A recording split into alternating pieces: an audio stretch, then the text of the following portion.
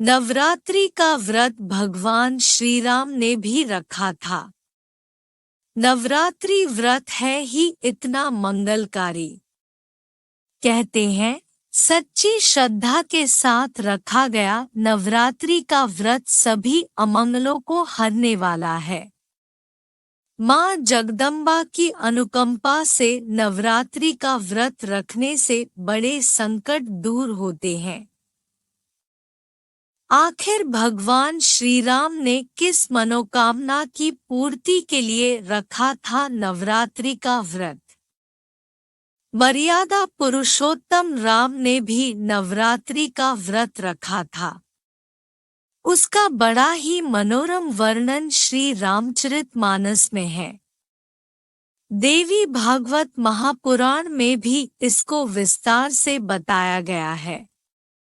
वेदव्यास जन्मेजय को भगवान राम के नवरात्र का व्रत का हेतु बताते हैं। इसी प्रसंग में नवरात्र का व्रत की यह रामकथा उभरती है। जन्मेजय के जवाब में व्यास जी ने कहा, सीता हरण से दुखी श्री राम लक्ष्मण से बोले, कितने बुरे दिन हैं। पिताजी सुरधाम सिधारे, अपनी नगरी छूटी, वनवासी बने, सीता हरी गई, पता नहीं आगे क्या हो, पर इतना तय है कि जानकी के बिना अयोध्या न लौट सकूंगा। लक्ष्मण, तुम भी सब सुख छोड़कर मेरे साथ निकल पड़े। अब इतना कष्ट भोग रहे हो, रावण ने अधिक परेशान किया तो जानकी जान दे देगी, पर उसकी बात न मानेगी। जानकी ने जान दी तो मैं भी जिंदा न रहूंगा। लक्ष्मण बोले, भैया आप चिंता न करें, बहुत से वानर सीता माता की खोज में गए हैं। जल्द ही उनका पता चल जाएगा। मैं अकेले ही सारे देवताओं और दानवों को जीतने की ताकत रखता हूँ, फिर भी आवश्यकता पड़ी तो सेना सहित भरत और शत्रुघ्न को भी बुला लेंगे। आप कतई शोक न करें। भगवान राम और लक्ष्मण यह सब बातें कर ही रहे थे कि नारद आकाश से विशाल वीणा बजाते और झूम झूम कर गाते हुए वहीं उतर आए। नारद जी ने रामचंद्र से कहा, राघव, तुम साधारण लोगों की तरह इतने दुखी क्यों हो? देवलोक में मुझे पता चला कि रावण ने सीता को हर ली। उसने शाम को माला समझकर अपने गले में डाल लेने वाले किसी व्यक्ति की तरह यह काम किया है। निराश मत हो, उसके वंश का नाश अब निश्चित है। यह कैसे होगा मैं बताता हूँ। इसी आश्विन महीने में नवरात्र व्रत करो। नवरात्र में उपवास, भगवती की पूजा, उनके नाम का जप और होम हर तरह की सिद्धियां देने वाला है, और ब्रह्मा, विष्णु, महेश, इंद्र तक यह व्रत कर चुके हैं। कठिन परिस्थिति में पड़ने पर तो यह व्रत जरूर करना चाहिए। विश्वामित्र, भृगु, वशिष्ठ और कश्यप ने भी यह नवरात्र व्रत किया था। वे सब मां भगवती की कृपा से अपने ऊपर आई विपत्ति को टालने में सफल रहे। इसलिए आप रावण वध के लिए इस व्रत को जरूर करें। भगवान राम ने कहा, मुनिवर मैं यह नवरात्र व्रत करूंगा, पर पहले यह बताने की कृपा करें कि जिनका व्रत मैं करूंगा वे कौन देवी है, उनका क्या प्रभाव है, वे कहाँ से अवतरित हुई है। श्री राम के सवाल पर नारद जी ने मां भगवती के बारे में कहा, उनकी महिमा अनंत है, जिसको कह सकना कठिन है। उनके अनगिनत नाम है, वह आदि शक्ति देवी है जो हर जगह हमेशा विराजमान रहती है, और यही देवी तीनों लोकों की सृष्टि करती है।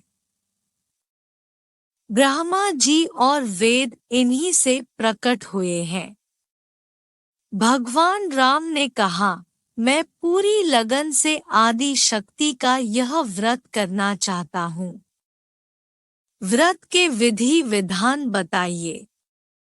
इस पर नारद जी बोले, एक ऊंचा आसन रखकर उस पर भगवती जगदम्बा को स्थापित करके 9 रातों तक उपवास करते हुए विधि विधान से उनकी पूजा करनी होगी। मैं इस कार्य में आचार्य का काम करूंगा। आश्विन मास आ गया था। भगवान राम ने मुनिवर नारद जी के कहे अनुसार किष्किंधा पर्वत पर एक ऊंचा आसन बनवाकर भगवती जगदम्बा की मूर्ति रखी। नारद जी के बताए अनुसार उपवास करते हुए भगवान राम के साथ लक्ष्मण भी होम, पूजा, पाठ जप में लगातार लगे रहे। अष्टमी तिथि आई। भगवान ने मां जगदम्बा को 108 नील कमल चढ़ाने की व्यवस्था कर रखी थी। वे एक एक कर फूल चढ़ाते जाते थे, पर 107 फूलों के बाद आखिरी नील कमल गायब था। रावण ने अपनी माया से उसे गायब कर दिया था। अब रात हो गई थी। इस दुर्लभ नील कमल की व्यवस्था असंभव थी। ऐसे में कहीं पूजा अधूरी न रह जाए। भगवान श्री राम बड़ी चिंता में पड़े, मां जगदम्बा रूठ न जाए। अचानक उन्हें ख्याल आया कि उन्हें कमलनयन भी तो कहते हैं। एक नीलकमल की जगह उन्होंने अपनी एक आंख निकालकर चढ़ाने की का फैसला लिया। भगवान राम ने तत्काल अपने तरकश से एक तीर निकाला और अपनी आंख निकालने ही वाले थे कि उस किष्किंधा पर्वत पर आधी रात में उजाला छा गया। भगवती प्रकट हुई। सिंह पर बैठी हुई भगवती ने श्रीराम और लक्ष्मण को दर्शन दिए। देवी ने कहा, श्रीराम, मैं तुम्हारे व्रत से प्रसन्न हूँ। मनचाहा वर मुझसे मांग लो।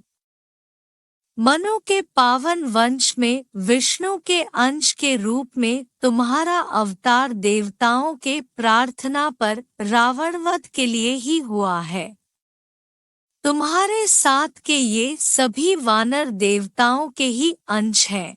इन सब में मेरी शक्ति भी है।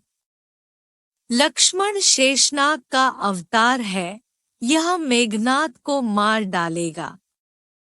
अब इस व्रत को पूरा करने के बाद पापी रावण को मारकर सुखपूर्वक राज्य भोगो। 11,000 वर्षों तक धरती पर तुम्हारा राज्य रहेगा, जिसके बाद तुम अपने परमधाम को सिधारोगे। व्यास जी ने कहा। यह कहकर भगवती अंतर्धान हो गई। भगवान राम बहुत प्रसन्न हुए। नवरात्र व्रत समाप्त करके दशमी के दिन भगवान राम लंका को चले, पर उससे पहले विजयादशमी की पूजा भी की।